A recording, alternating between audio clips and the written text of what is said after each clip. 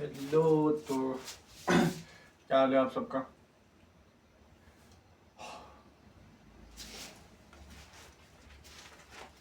Hello, तो क्या हाल है सबका।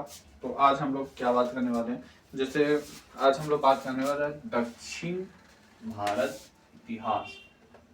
दक्षिण भारत इतिहास। इतिहास बेसिकली ये जो क्लास है वो क्लास 7 के लिए है। ठीक है, सीबीएसई, जेक और आईएससी, जो भी सारे के सारे बोर्ड्स के लिए। ठीक है, अब दक्षिण भारत का जो इतिहास है ना, ये काफी बड़ा इतिहास नहीं है। मान के जो 10 से 15 साम्राज्य आए हैं, 10 से 15 साम्राज्य के बारे में पढ़ना है, 10 से 15 वंश के बारे में पढ़ना है, उससे ज्यादा कुछ पढ़ना नहीं है। बेसिकली हम बता रहे हैं जो पीसीएस लेवल होते हैं उसके अंदर बहुत खखोर के क्वेश्चन मारता है एकदम अंदर से। ठीक है, कि ये राजा ने किस वक्त तक शासन किया। जो नॉर्मल है खलासी चपरासी ग्रुप डी वगैरह, वो उसके अंदर क्या कवर करता है कि वो संस्थापक पूछता है। ठीक है, और उसके अलावा जो नॉर्मल क्वेश्चन आते हैं जो अंत है वो पूछता है, और जो मेन राजा है वो पूछता है। ठीक है, तो हम लोग को जो क्लास 7 में पढ़ाई करना है वो एकदम डीपली पढ़ाई करना है, अच्छे से पढ़ाई करना है, ताकि आपको समझ आए कि भारत का इतिहास है क्या, भारत के लोग आसिफ उस समय थे कैसे। ठीक है, तो ये दक्षिण भारत कब से स्टार्ट होता है वो थोड़ा बेसिक से हम लोग चलना स्टार्ट करेंगे। प्राग ऐतिहासिक, आध्य ऐतिहासिक और ऐतिहासिक। हम लोग अपने हिस्ट्री को 3 काल में बांटते हैं। ठीक है, प्राग ऐतिहासिक, आध्य ऐतिहासिक और ऐतिहासिक। 2500 से लेकर 25,000 से लेकर 2500 तक क्या स्टार्ट होता है, प्राग ऐतिहासिक। 2500 से लेकर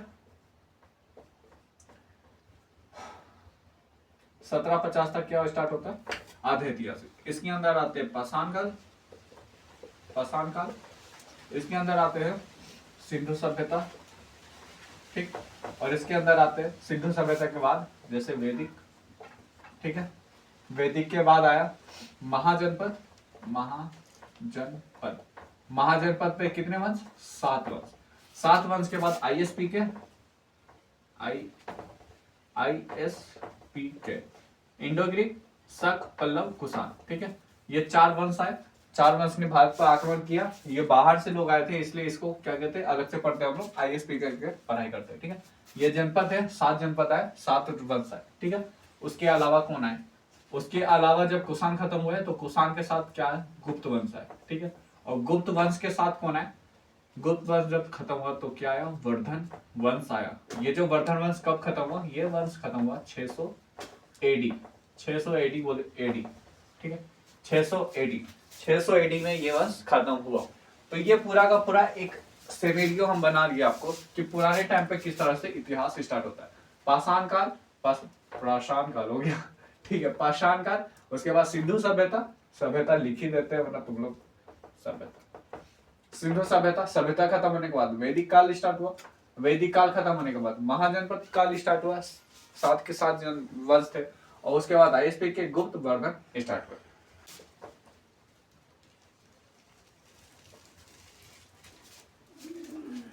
अब ये जो मैंने इतिहास बताया वो इतिहास हमेशा उत्तर भारत का था। ठीक है, ये उत्तर भारत में सारे सारे लोग थे, मगध जनपद, महाजनपद, जो भी वंश थे वो सारे सारे ऊपर में आए। ठीक है, ये सातवाहन वंश का इलाका हो गया, यहाँ तक ये मगध का इलाका था उस समय जब मौर्य काल थे, शक थे, पल्लव थे। ठीक है, ये बीच में तब आया जब वर्धन वंश आए। ठीक है, वर्धन वंश के टाइम पे, गुप्त वंश के काल पे तो ये पूरा का पूरा लगभग आधा गुजरात, महाराष्ट्र, मध्य प्रदेश, ये सारा सारा कहाँ था, वो गुप्त वंश के काल पे था। ठीक है, तो इस तरह से उस समय हम ये एक छोटा सा मैपिंग की तरह से हम लोग पढ़ाई कर रहे थे। ठीक है, लेकिन ये जो बाकी के वंश थे, ये जो ये नीचे का एरिया दक्षिण भारत का एरिया, उस समय वहां पर क्या चल रहा था, तो उस समय वहां पर दक्षिण भारत के कुछ वंश चल रहे थे। ठीक है, जो कि पल्लव वंश, गुप्त वंश और वर्धन वंश, सॉरी पल्लव गलती बोलती, पल्लव तो नीचे थे, गुप्त वंश और वर्धन वंश से समकालीन थे।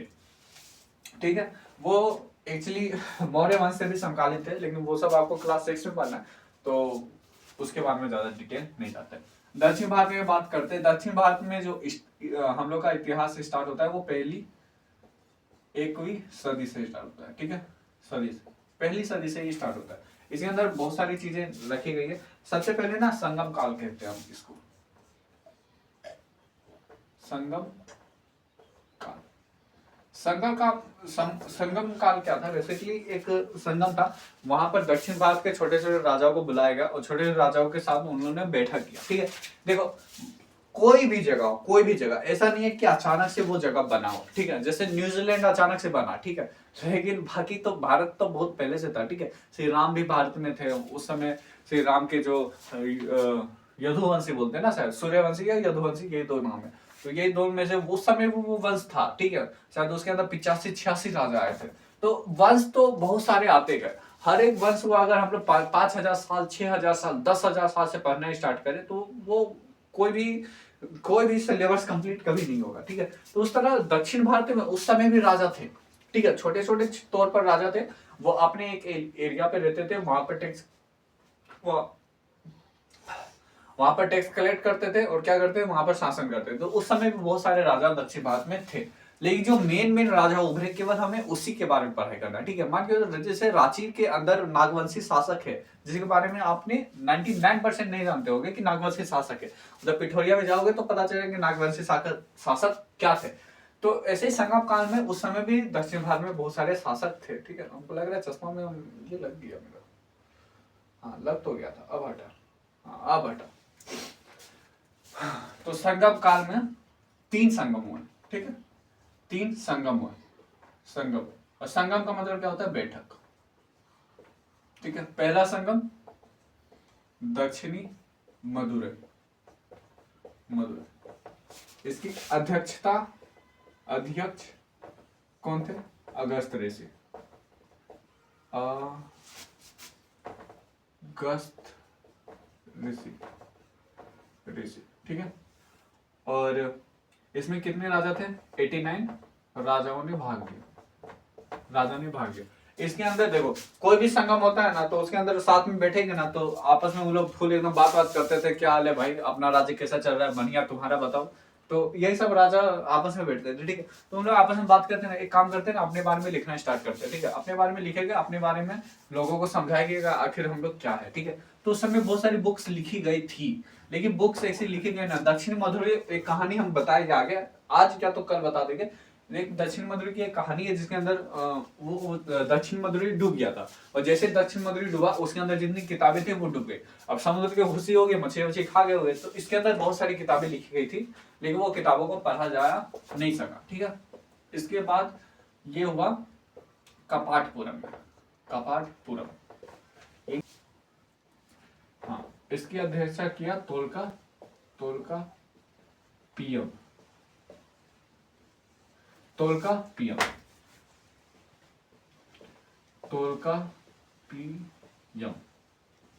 तोलकापियम नामक एक ऋषि थे उस समय, उसने इसकी अध्यक्षता किया। इसने एक बुक लिखा जिसका नाम है, ठीक है, उसका नाम है तोलकापियम।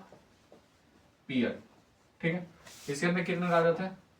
89, 59 और 49। ठीक है, उसके बाद तीसरा हुआ उत्तरी मदुरै, जिसे हम लोग मदुरै भी कहते हैं। ठीक है, जब दक्षिणी मदुरै डूब गया तो एक ही मदुरै बचा, उत्तरी मदुरै। तो उत्तरी मदुरै को क्या कहते हैं? उत्तरी मदुरै कहते हैं। इसमें 49 राजाओं ने भाग लिया। इसकी अध्यक्षता नक्कियर ने किया। ठीक है, इसके अंदर 49 राजा आए थे। ठीक है, बस यही है। तो ये है इसकी संगम काल का इतिहास। संगम काल में इतिहास में 3 बैठक हुई, दक्षिणी मदुरै अध्यक्षता अगस्त ऋषि, और 89 राजाओं ने इसमें भाग लिया। कपाटपुरम में 59 राजाओं ने भाग लिया, अध्यक्षता तोलकापियर। इसने एक बुक लिखी, इसको केवल याद करो, इसने एक बुक लिखी तोलकापियर। और उत्तरी मदुरै में अध्यक्षता नक्कियर ने किया, इसने एक बुक लिखी जिसको बोलते हैं, इसने कोई बुक नहीं लिखा, इसमें कितने राजाओं ने भाग लिया? 49 राजाओं ने भाग लिया। क्लास 7 के लिए ये जरूरी नहीं, कोई जरूरी नहीं। क्लास 11 में जाओ, अगर दक्षिण भारत दिया हुआ है तो इसको पढ़ना, अगर कुछ नहीं दिया हुआ है तो जो भी एक्स्ट्रा तुम लोग तैयारी करते हो उसके लिए ये जरूरी है। ये सब क्वेश्चन एक्स्ट्रा तैयारी में आता है। ठीक है, इसके बाद जो हम लोग पढ़ने वाले उसमें ये सब आगे के चैप्टर्स आपको जरूरी है। ये याद रखना, अगस्त ऋषि को तमिल साहित्य के जनक, तमिल साहित्य के जनक के तौर पर कहा जाता है। ठीक है, ये जो तीनों के तीनों संगम हुए थे वो कहाँ हुए थे? तमिलनाडु में। तमिलनाडु में। और तमिलनाडु में कौन से राजा ने कराया था, कौन से वंश ने कराया था? तो पांड्य वंश ने। अब देखो कोई भी, मान लीजिए तुम्हारे घर में अगर कुछ पिकनिक पार्टी ये सब चल रहा है ना, तो वो सब कराने के लिए क्या होता है, मान के चलो अगर कोई आप पार्टी दे रहे हो तो उसके अंदर खर्चे बहुत होते हैं। ठीक है, तो वो खर्चा को क्लियर करने के लिए ना आपके पास पैसा होना बहुत जरूरी है। तो पांड्य वंश के पास खूब पैसा था। अब पांड्य वंश आपने पढ़ा यहाँ पर तो आपको समझ आया होगा कि कोई ना कोई एक वंश है। ठीक है, जिसमें से एक पांड्य वंश है जो कि फुल अमीर आदमी है। ठीक है, तो अब हम लोग बात करने वाले हैं, अब ये हो गए डाइट हम बना रहे दक्षिण भारत।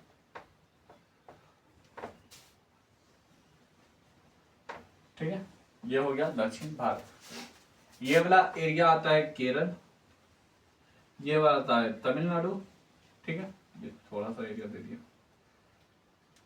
ये वाला एरिया हो गया केरल, ये वाला एरिया हो गया तमिलनाडु, और ये वाला हो गया, इसको बोलते हैं आंध्र प्रदेश।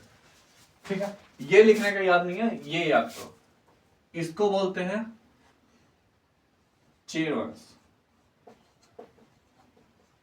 इसको बोलते हैं चोल वंश,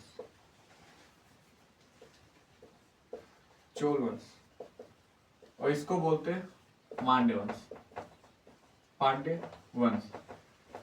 स्टार्टिंग में संगम काल में आपको 3 वंश पढ़ने, एक होता है चेर, एक होता है चोल, एक होता है पांड्य। जो चोल वंश है ना, ये 2 बार बने थे। ठीक है, इसके बारे में बाद में बात करेंगे। लेकिन ये जो पांड्य वंश है वो एक बार बने, चेर वंश थे एक बार बने। एक बार बनने का मतलब ये नॉर्मल समझो कि मान लीजिए जैसे इसके एक राजा थे, उसके एक राजा हुआ, एक राजा हुआ, एक राजा हुआ, इस तरह से राजा बनते गए। ठीक है, एक आदमी आया, इसके एक बेटा को मारा, खत्म किया पांड्य वंश का, अगला कोई राजा बना नहीं, दूसरा राजा बना, तीसरा राजा बना, दूसरे वंश आया, चौथे वंश आया, वंश भी चेंज होते गए, पांड्य वंश का कोई राजा नहीं बना। इन चोल वंश का इस तरह से था, एक राजा आया, उसको दूसरे आदमी ने मारा, लेकिन 300-800 साल बाद उसी का बेटा का बेटा का बेटा बेटा बेटा बेटा बेटा कर करके 800 साल बाद एक और बेटा आया, उसने वहां के जो राजा है उसको हराया और अपना चोल वंश की स्थापना दोबारा से कर दी। ठीक है, तो इसको आप धीरे धीरे पढ़ना स्टार्ट करते हैं। चेर का जो अर्थ होता है वो होता है पर्वतीय क्षेत्र। ठीक है, पांड का मतलब होता है पुराना, पांड का मतलब होता है पुराना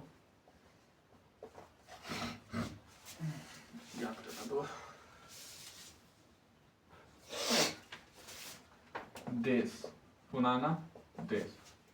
और चोल का मतलब होता है नया देश, नया देश। ये अमीर थे। ठीक है, ये फाइटर थे, फाइटर नहीं लिखेगा, क्या बोलते हैं उसको, फाइटर को क्या बोलते हैं? लड़ाकू। ठीक है, और ये कुछ ऐसे कुछ खास नहीं, मछली वछली बढ़िया था इसका। ठीक है, इनके जो चिन्ह होते थे वो चिन्ह के बारे में बात कर ले। जैसे कि चेर वंश का चिन्ह है धनुष, धनुष इनका चिन्ह होता था। इसके चिन्ह होती थी मछली,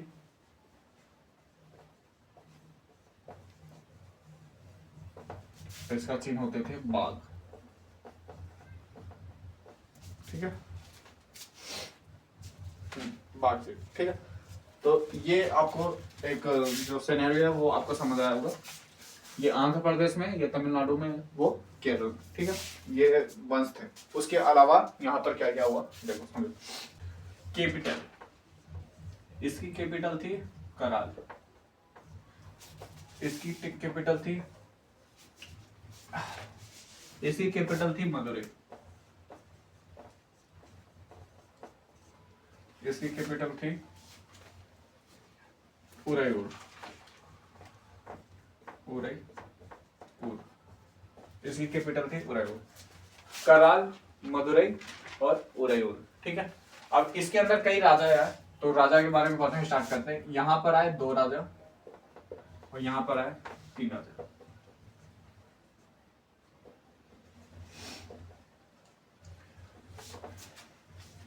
इसके पहले राजा का नाम है उदयन जरेन, जरेन, ठीक है। उसके बाद है सेन गुटवन, सेन गुटवन। उसके बाद है आदि गमन। इसमें दो राजा है, करिकाल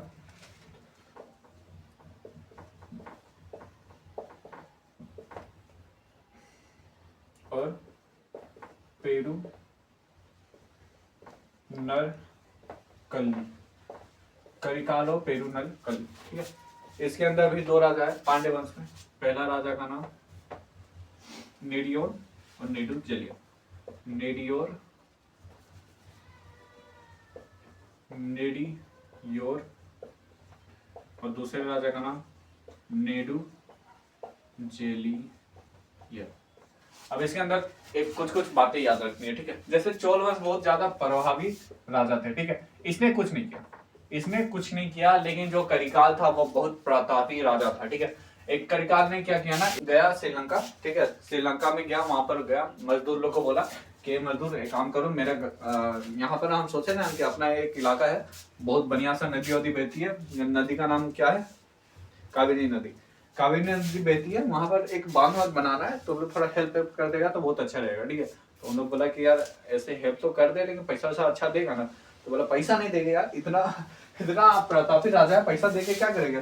तुम लोग एक काम करते हैं, बंदी बना के लेके चलते, चलना है तो चल, वरना काट देंगे यहीं पर, ठीक है। तो क्या किया, 5,000 से ज्यादा जो मजदूर है उनको लेके आया, यहाँ पर एक बांध बनाया, ठीक है। बांध का नाम था ग्रांड बांध, ठीक है। बहुत बड़ा बांध बनाया, उसका नाम का रखा ग्रांड बांध रखा। 150 किलोमीटर लंबा बांध है। और कब का बात है, बहुत मतलब 200 ईस्वी, एक पहली सदी दूसरी सदी की बात है। बहुत बड़ा बांध बनाया, ग्रांड बांध बनाया, किस पर, कावेरी नदी पर, कावेरी नदी पर एक बांध बनाया, जिसको बोलते हैं ग्रांड बांध, ठीक है। इतना बड़ा बांध बनाया था, ठीक है। तो ये करिकाल बहुत बड़ा प्रतापी राजा था, चोल वंश का था, और श्रीलंका से मजदूर लेकर आया था, ठीक है। श्रीलंका भी लिखी देते, यहाँ पे लिख देते श्रीलंका। तो श्रीलंका से क्या लेकर आया, मजदूर, ओहो, लेबर, LABOR। हमको लग रहा है आप भी लेबर बन जाए, मजदूर। श्रीलंका से क्या लेकर आया, मजदूर लेकर आया, ठीक है। ग्रांड बांध 150 किलोमीटर लंबा, कावेरी नदी पर है, ठीक है। चेर वंश की बात करें तो उदयन, जरेन, सेन गोटर और आदिगमन। सेन गोटर से याद रखना, इसको लाल चेर कहा जाता है, लाल चेर, ठीक है। इसमें कनगी पूजा, कनगी पूजा मतलब पत्नी पूजा कराएगी, ठीक है। जो पत्नियों की पूजा होती है ना, उनको कराया कि यार जो महिला है बहुत हमें उनका रिस्पेक्ट करना चाहिए, और जो वाइफ है उनकी हम लोग पूजा करें। जैसे पति की पूजा होती है, तो पत्नी की इसने जो पूजा थी वो स्टार्ट की है, ठीक है। जो आदिगमन है, इसने गन्ने की खेती स्टार्ट की थी, गन्ने की सबसे प्रथम खेती इसी ने स्टार्ट की थी। इसको पता चला होगा कि गन्ना कैसे बनता है, तो गन्ने का क्या था, खेती स्टार्ट किया। महाभारत से रिलेटेड ये है, महाभारत के योद्धाओं को इसने खाना खिलाया था, ऐसा कहा जाता है। अब मान के तो उदयन, जरेन ने प्रथम शताब्दी की बात की रहे, और जो महाभारत हुआ था वो 500 ईसा पूर्व पहले हुआ था। तो ये मेच नहीं खाता, लेकिन ऐसे इतिहास में लिखा हुआ है कि महाभारत के योद्धाओं को किसने भोजन कराया था, उदयन, जरेन ने भोजन कराया था। इससे आप एक याद रखना है कि जो कनगी पूजा है ये महिलाओं के लिए होती थी, ठीक है। यहाँ वाइफ हम लिख ही देते हैं, वाइफ की पूजा होती थी, और जिसको कहते थे कनगी पूजा। इस बेसिस पे आप याद रखना ना कि ये मातृसत्तात्मक, देखो ये मातृ सत्तात्मक ये वंश था, ठीक है। मातृ सत्तात्मक वंश का मतलब होता है, सिंपल समझो कि मान के जैसे अगर आपको कोई आपका फैमिली का नाम बोल रहे हैं ना, तो आप पहले पापा का नाम बताओगे, रामविलास गुप्ता, इस तरह से अपना अपना फैमिली का नाम बताओगे, ठीक है। तो उस तरह से आप मातृ सत्तात्मक होता है। जैसे अगर आप मातृ सत्तात्मक चल रहे हो ना, तो अपने पापा का नाम नहीं बताओगे, अपनी मम्मी का नाम बताओगे कि मेरी मम्मी इंदिरा गांधी है, ठीक है, इस तरह से। तो आपको बताना पड़ेगा। अगर आपको आपकी मम्मी का डेथ भी हो गया तो वो भी स्वर्गीय इंदिरा गांधी करके बताएंगे, लेकिन मम्मी का नाम बताएंगे। तो इस तरह से नेडियोर ने समुद्र पूजा स्टार्ट करवाया। जैसे ये कनगी पूजा सेन गोटर ने, तो नेडियोर ने समुद्र पूजा स्टार्ट करवाया, ठीक है। और इसने क्या करवाया, एक युद्ध हुआ तेलैया लगान, लगान, तेलैया लगान, लगान का एक युद्ध हुआ था, ठीक है, युद्ध, तेलैया लगान का युद्ध हुआ था। और तेलैया लगान का युद्ध में इसने 5 राजाओं को आपस में हराया था, सिंगल होते हुए, अकेला होकर 5 राजाओं को हराया। तो इतना समझ आया होगा। अब एक बार क्विक रिवीजन मारते हैं, ठीक है। जो दक्षिण मद्रवी थी संगम काल में 3 संगम हुए थे, ठीक है। 3 संगम में क्या क्या हुआ था? 3 संगम सबसे पहले कहाँ हुआ था? दक्षिण मद्रवी में हुआ था। कौन किया? अगस्त ऋषि किया। कितने राजा है? 89 राजा है, ठीक है। और कोई बुक लिखा गया था? कोई बुक नहीं लिखा गया था, ठीक है। दक्षिण मद्रवी में हुआ था, ठीक है। दूसरा काम हुआ था कपाटपुरम में हुआ था। किसने किया? तोल्काप्पियम ने किया। कौन सा बुक लिखा? तोल्काप्पियर बुक लिखा। कितने राजा है? 59 राजा है, ठीक है। तीसरा काम हुआ उत्तरी मद्रवी में हुआ। किसने किया? नक्कियर ने किया। कितने राजा है? 49 राजा है। और कोई मतलब एक्स्ट्रा राजा नहीं थे, एक्स्ट्रा बुक भी नहीं लिखा गया था। उसके बाद दक्षिण भारत में 3 राजाओं का आगमन हुआ। अच्छा हाँ, तीनों संगम कहाँ हुए थे? पांड्य वंश ने किए थे, तमिलनाडु में हुए थे, ठीक है। ये एरिया है पांड्य वंश का, तमिलनाडु, आंध्र प्रदेश का चोल वंश और केरल का चेर वंश। चेर वंश मातृसत्तात्मक थे, पर्वतीय क्षेत्र। चेर का मतलब क्या होता है? पर्वतीय क्षेत्र होता है। धनुष चिन्ह थी, कैपिटल इनकी कराल थी। कुछ भी याद मत रखो। तो चेर वंश का कैपिटल कराल। पहला राजा उदयन चले महाभारत के योद्धाओं को भोजन कराया था। सेन के उठर लाल चेर कन की पूजा स्टार्ट किया था। ये कन की पूजा वाला याद रखना। आदिगमन गन्ने की खेती स्टार्ट की थी। उसके बाद आता है चोल वंश। चोल वंश का मतलब नया देश। बाघ इसके चिन्ह थी, लड़ाकू वो बहुत ज्यादा थे, ठीक है। बाघ इसका चिन्ह था, लड़ाकू बहुत ज्यादा थे। Capital Uraiyur, capital Uraiyur, capital Uraiyur. Chola वंश की कैपिटल उरेयूर। चेर वंश का कैपिटल करार। चोल वंश की कैपिटल उरेयूर। चेर वंश का कैपिटल करार। चोल वंश की कैपिटल उरेयूर। करिकाल इसके बहुत प्रतापी राजा थे। सिंगापुर में बोल रहे यार। श्रीलंका से 5000 मजदूर लेके आए और क्या किया? इसने एक बांध का निर्माण किया जिसको कहते थे ग्रांड बांध। 150 किलोमीटर लंबा। किस पर? कावेरी नदी पर। किस पर? कावेरी नदी पर। ग्रांड बांध किस पर? कावेरी नदी पर, ठीक है। पांडवंश सबसे पुराना देश इसको कहा जाता था। चोल वंश को नया देश, पुराना देश, पर्वतीय क्षेत्र। नया देश, पुराना देश, पर्वतीय क्षेत्र। नया देश, पुराना देश, पर्वतीय क्षेत्र। पुराना देश, बहुत ज्यादा अमीर थे। पांडवंश की कैपिटल मदुरई। पांडवंश की कैपिटल मदुरई। चेर वंश की कराल। चेर वंश की कराल। और चोल वंश की उरेयूर। चोल वंश की उरेयूर। पांडवंश की मदुरई, चेर वंश की कराल, चोल वंश की उरेयूर, ठीक है। उसके बाद यहाँ पे 2 राजा हुए। एक का नाम था नेडियो, समुद्री पूजा स्टार्ट किया। और नेडू जलियन तेलैया लगान के युद्ध लड़ा। उसके अंदर बहुत सारे मारधर हुए। तो इसको ज्यादा याद नहीं रखना है। तो ये था हम लोग का पहला, ये तो पहला वाला बात हुआ। उसके बाद अब हम लोग धीरे धीरे करके आगे नए नए वंशों के बारे में पढ़ाई करेंगे। ये हुआ दक्षिण भारत का पहला पार्ट। धीरे धीरे करके आगे बढ़ते हैं, ठीक है। मिलते हैं कल के वीडियो में। तब तक के लिए, कल पता नहीं कब आएगा।